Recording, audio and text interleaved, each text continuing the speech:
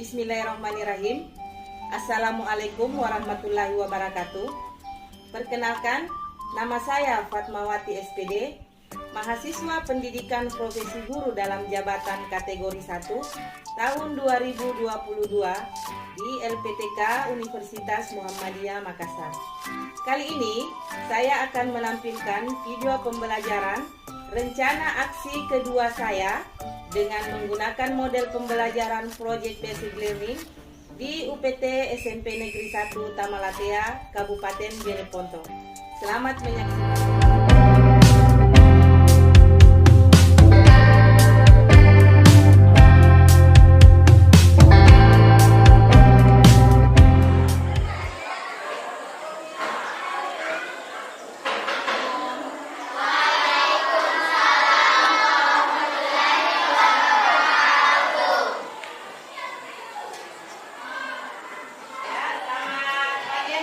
Bagaimana kabarnya hari ini?